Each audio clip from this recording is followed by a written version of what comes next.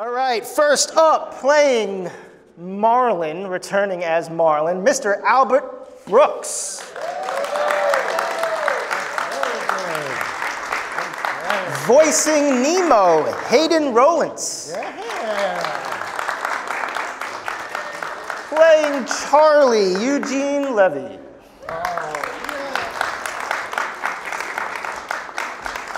As Destiny, Kaitlin Olsen. And Destiny's pal Bailey, played by Burrell. There's no suspense to the introductions. You can just see them right there. This man only has 2 arms, not 7. In the movie he does. Hank, Ed O'Neill.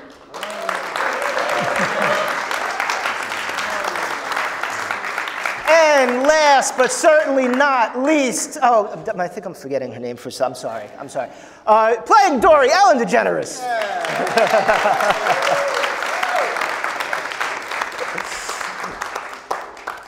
The cast of Finding Dory, ladies and gentlemen. Ed, big fan. I want to ask you, Ed, why do you think Hank doesn't like living in the ocean? Because I've been to Cleveland and it's just okay. Did he say you live in Cleveland?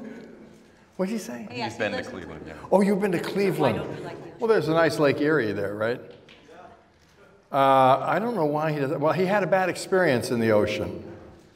Or was it open ocean? In the ocean. In the ocean, he had a bad experience. We're guessing that he had something bit off one of his tentacles in the ocean. That's all I can do for you. But I wanted to know how you tapped into your inner fish. I lost 75 pounds for this role. I gained about 41,000 pounds. Yeah, it's funny. I actually kind of overthought preparing for this a little bit. Like I came in with a voice because he sort of the character looked sort of congested to me, and so I kind of came over like a whale with a cold. And Andrew very, very, very politely was like, "That's great. Now let's do the whole film in your voice." I kept Hayden in a small tank for 6 months. But Hayden, let's ask you too. I mean, you're taking over Nemo. This is a classic character. You know, were you a Finding Nemo fan? Did you watch Finding Nemo and then audition for this? How did you land this role? I was a big Finding Nemo fan even before Finding Dory came out, and even before I knew that I was going to be in Finding Dory.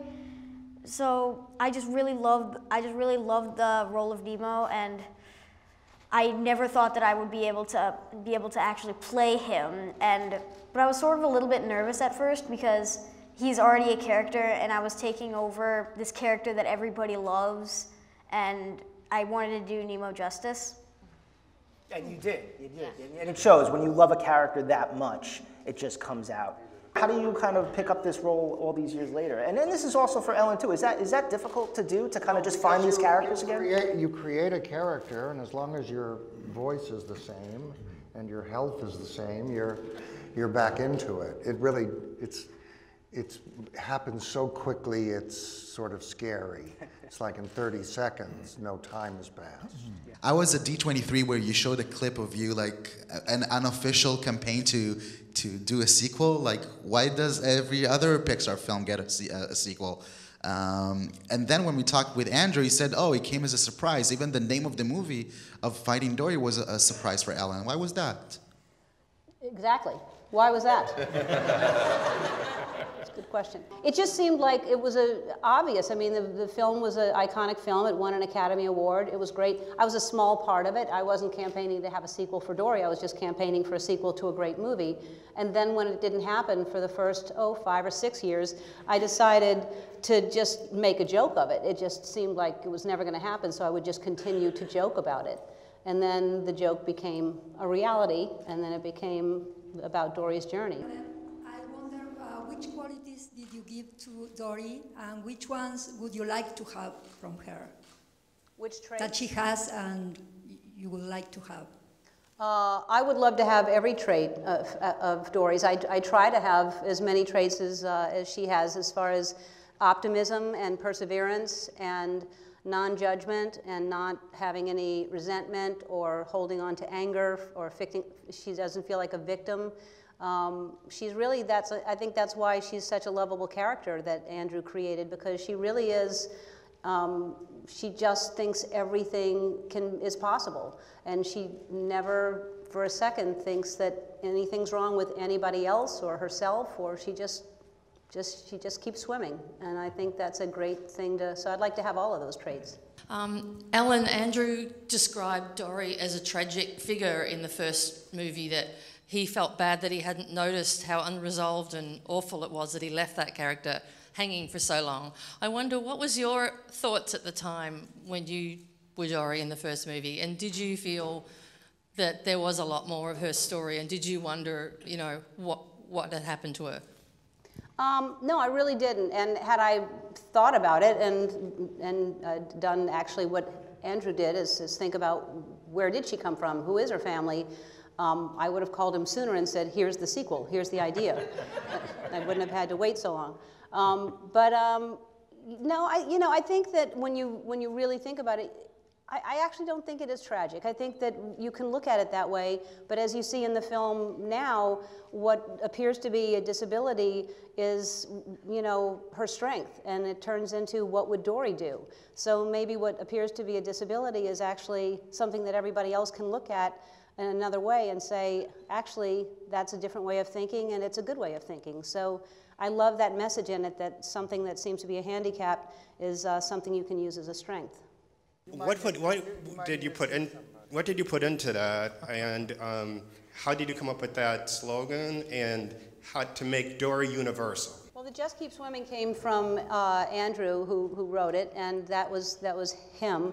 As far as I think it's so much more than a cartoon movie, and I think we're all so proud of this. I mean, it's much more complex and layered than any of us thought it would be. It's much more complex and layered than Nemo, and Nemo was a great movie, but there's so many layers to this, and it is a very personal story for Dory, and it's a very it is emotional. So it was very easy for me to cry. It was, you know, it was like I couldn't read the lines and pretend to sniffle and pretend to get emotional. It was emotional. It was really sad, everything that Dory was going through and feeling. And so these are all human feelings. They're all the same feelings we all have. And it does show the power of these animators, how they make it so beautiful and so realistic, and the characters they create are so complex that you do get emotionally and you do cry at a fish, and we all cried. Like it really is a beautiful story. So it was fun and challenging to get that emotion with just a voice and no other physical. You know, you can't give you a body language or anything attached to that. But I don't know. I think it's a credit to the writing as well. Kaitlin and Ty, do you guys know a lot more about whales now? Do you do a lot of research when you're playing these characters? Like, are you dropping whale fun facts at parties now? Oh, all the time. I can't. You always used to do that. Yeah, I've always been a whale talker. No, I mean, I did a fair amount of research. You know, I love that a whale shark is the largest fish and that they have no teeth, and so you can swim with them, and that's pretty cool. But that was about the extent of what I did. It just gave me a license to be like, oh, she's a nice whale. You know what I mean? What was your beluga experience? Well, that kind of what I was saying before. I think I sort of overthought it and then realized that I should just work on the actual text. Feelings and text. Yeah. This one's for Ellen. You've helped shape Dory's personality from the very beginning in Finding Nemo. Did you have a particular connection with Dory's desire for belonging and finding a family? Actually, this goes out to all the cast if you felt you had a connection. Well, I think everybody is searching for their home, whatever that is. I think home is different for everybody, but you know, I understand what a sense of belonging is. I understand when you want to say, why am I who I am? Where did I come from? And you know, how did I end up where I am? So yeah, I can relate to that. I think everybody can. Marlin and Dory have two very different approaches to problem solving.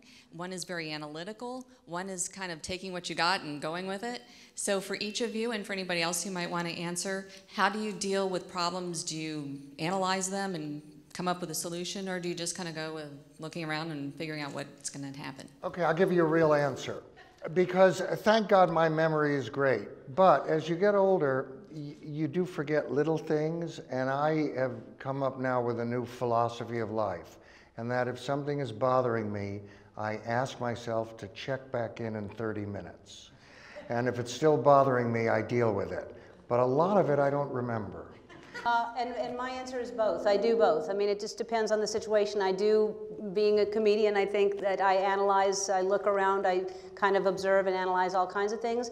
I try to not do anything irresponsible, but I also do like to be spontaneous and just sometimes take chances.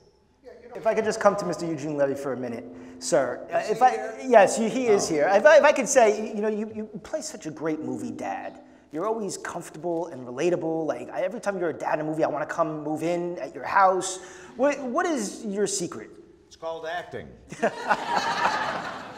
I don't know.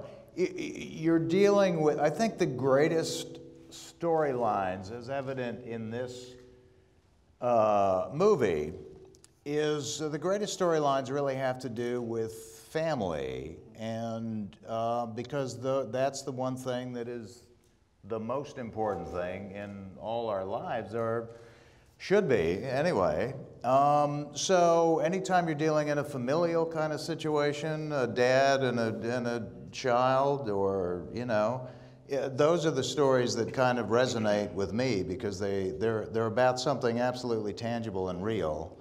And those are the storylines that that you can kind of really have fun with and really get behind and totally kind of pour yourself into. It's very much about going with the flow and just keep swimming. I'm wondering, for each of you, are you more of a go with the flow type person, or are you more of a planner, if you'd like to just go down the line? I've never had a flow, so I don't know. I'm not a go with the flow person. I would be a planner. Hayden. Yeah, I guess I'm sort of a planner too. Good, thank you. I like to think of myself as a go with the flow person, but I'm not. So I think I would put myself in the planner category. I'm definitely a planner, and since I had kids, I turned into an anxiety-ridden, control freak planner. So the past 2 years of my life have been very much me consciously trying very hard to go with the flow and let it happen, and I got this. I got all these mantras I'll share with you guys. Yeah, I'm trying very hard to be more of a go with the flow person. I don't think I'm a planner or a go with the flow person, which makes me a worried person without a plan. Yeah. That's bad. That is not what you want. That is not what you want. Scares me. Give me anxiety. Yeah. I don't plan. I don't really go with the flow either. I'm mostly confused. I just sort of put one foot in front of the other, which is sort of like keep swimming, yes. Right?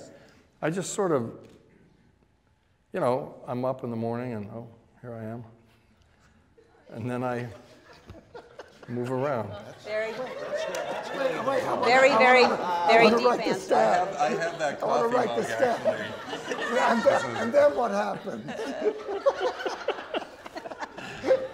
What happens around 3? I'm glad you didn't go moment by moment of your day. That's, I stopped. Yeah, I know. I knew where that was going. I knew where that was going too. I'm pretty much a planner. Yeah. By the way, I think there may not be such a thing as a flow. I think if you don't plan, you're flowed right out the door. Grazie, Italy for Ellen. What did you learn about the mysterious universe of the fish studying your role, watching the fish in the aquarium? I didn't really stare at any fish in the aquarium for long. I mean, I've seen them. I've learned they need to be in water all the time. That's important. The honest answer is I didn't really do any research, but the real honest answer is I really care about, and I always have cared about, nature and our planet and the environment, and I think it's important to protect our oceans and our fishes in the oceans and the coral reefs and everything, because it's a beautiful world that we know very little about, and I think there's probably all kinds of answers and all kinds of cures and all kinds of things that we can learn. So I think it's really important to protect our oceans. Young Dory, the voice, was that a separate person, or did they alter your voice? They went back in time when I was a child. And they captured that. Somehow I said all those words. They found the tape when I was at Christmas. That's why we have a sequel. They set that chain in motion. Yeah, my mother sent tapes of me as a young child sounding like Dory.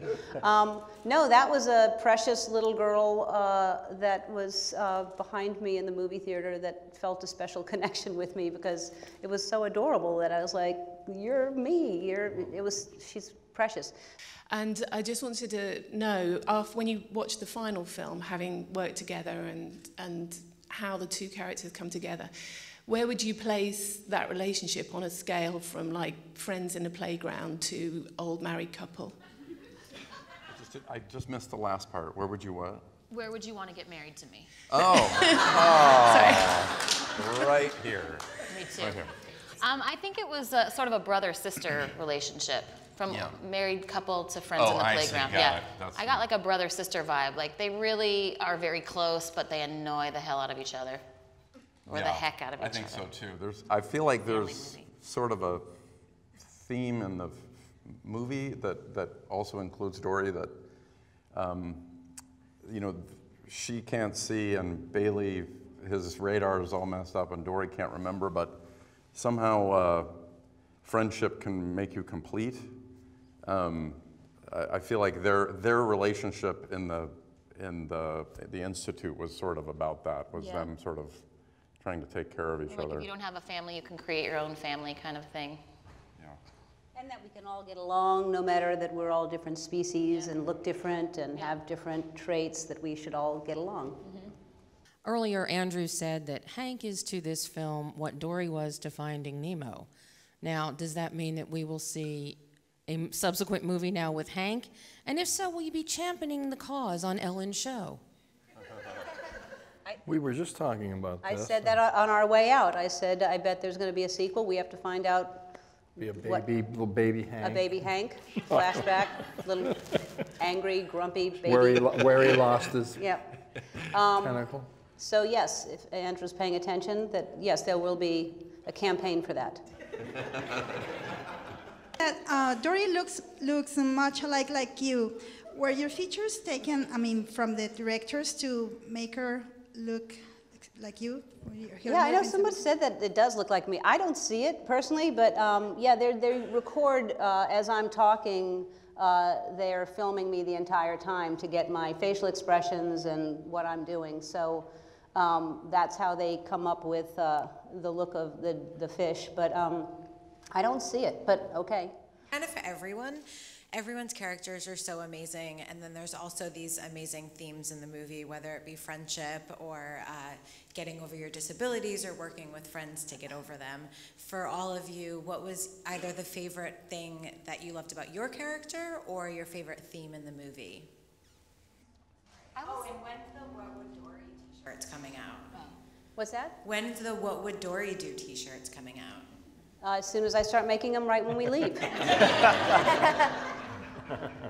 What would you say, Kaitlin? I would say, and this is kind of a personal thing because I have two little boys, and like all kids, they get really frustrated when they don't do something perfectly. And we've been talking a lot at home about there's no such thing as perfect, and it's not what you should be striving for. And doing your best is really important, and enjoying the process and having fun. And That's a big thing going on in our house, and I loved this movie, and I loved having them be able to watch it so I can not make it about them and point to the fact that there is no perfect, nobody's perfect, and you don't have to be. That's not the point of life. The point is to do your best and move forward and work with your friends and believe in yourself. So that was a big one for me. So, especially to the parents in the panel, and Ellen, I know you have kids, so maybe you can answer it too. What is it about the stories today, especially something like Finding Dory, that's it's rich in character and complex that you think kids are relating to? I mean, the stuff we grew up with was great, but the characters were like one layer. So what do you think it is that kids are connecting to, and how needed is it today? I feel like one aspect is, and I think Disney's done this forever, is that, I should say Disney and Pixar, is that they're willing to go into, they go deep, no pun intended, but they're addressing stuff that I think kids have some awareness on some level, including loss. And my kids really want to talk about that stuff. Mm-hmm. They want to talk about it. They don't really want to avoid those subjects, even because it comes up. There's just no way to avoid it. And I think the way that Pixar does it, where the characters, nobody does story better than Pixar, obviously, but the characters are all well-intended. Every character, whether they may be screwing up, they're all essentially trying to do their best, which is, feels like, to me, like that's, mimicking life, that's a world that feels safe to them to kind of approach those topics. That's been my experience at home, not just with Finding Dory, but with a lot of Pixar films in particular, and old Disney films, that we get into real conversations afterwards, even at 4 and 6 years old. This movie is about dealing with time, regrets, doing what we couldn't do in the past. So if you had the chance to go walking down the street and you find yourself being a little girl, 6-year-old girl, what would you tell her about your life? Not letting her know that you is herself a few years later. You know what I mean? It's like finding yourself, okay. So scary. Okay. No. No, it's not scary. It's no, don't listen to him. No, I understand what you're saying. I think, as Albert was saying, as you get older, you get wiser, and you start looking at life in a completely different way. And I wish that, and you can tell a 6-year-old whatever, but a 6-year-old is going to go, so you can try. But I would tell that 6-year-old that life is a very interesting journey, and that it is filled with surprises, and sometimes they're good surprises, and sometimes they're bad surprises. And they're all good, because even the bad ones get you ready for something else, and they build another part of you that you wouldn't have inside of you. And I think we're made up of all kinds of different things, and if we were just made up of joy and love and all good things and nothing bad happened to us, we'd just be a little less layered. So I would tell that 6-year-old to just take everything in and just embrace the bad with the good and just keep swimming. On that note, the movie is Finding Dory. This cast did a tremendous job. Please give them a round of applause. Thank you. And thank you for coming. Thank you.